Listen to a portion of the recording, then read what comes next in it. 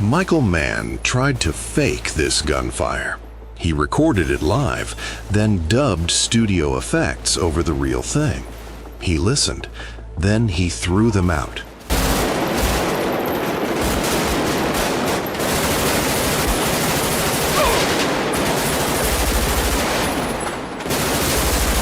That is not a library gunshot.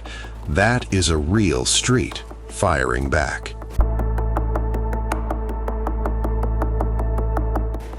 Everything in that sound was real.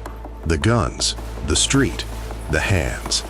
Take any one away and the sound falls apart.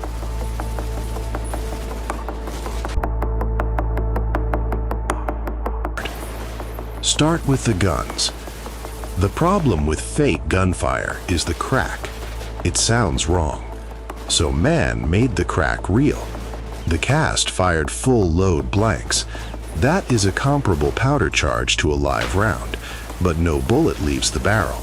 So the crack is pure pressure, full power, no projectile. A library gunshot is one sample, played the same way every time. Real fire is never the same twice. Listen for the hard front edge.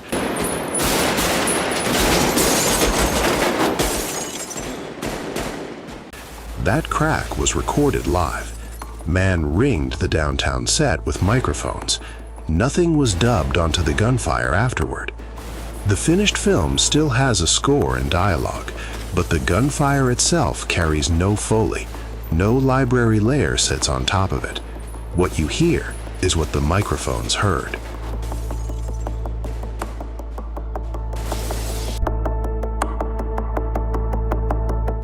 Now track what the guns leave behind. A real crack is only half the sound. The other half is the room it rings through. Where does all that sound go?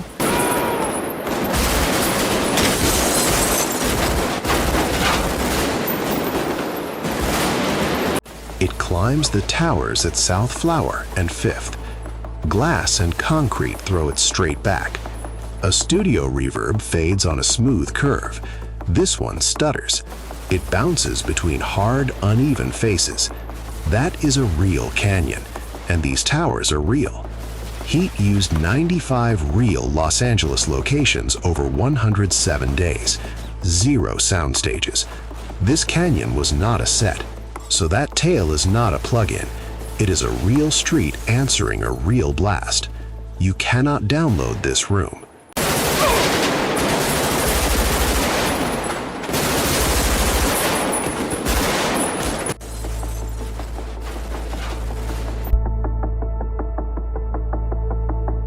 One layer left. The people holding the guns. What does trained competence sound like?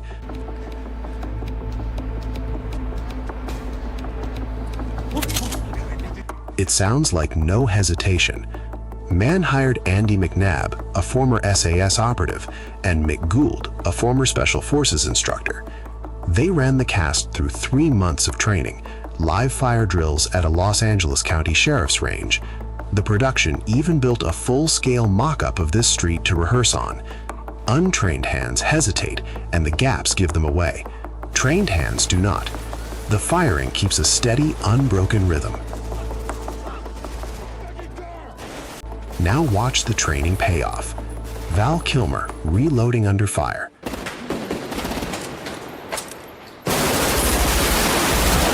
No fumble, no look down.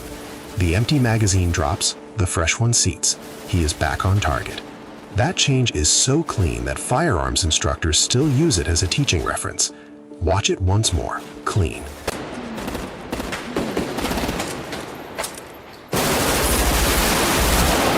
Around him, the crew moves in bounding Overwatch. One fires while another moves, then they trade. That is not just blocking, it is a real infantry tactic. The handling is drilled, so the rhythm is real, and the rhythm is what your ear believes. So put all 3 together. Mann had the polished studio effects ready, clean, consistent, easy. He listened to them, they sounded like a movie. Then he listened to the real recording. It sounded like a street, so he kept the street. A sample repeats. A real event never does. This is the sound of a real gun, a real canyon, and real hands, captured at once. Subtract any one and the ear catches the lie. Listen to the whole thing one more time.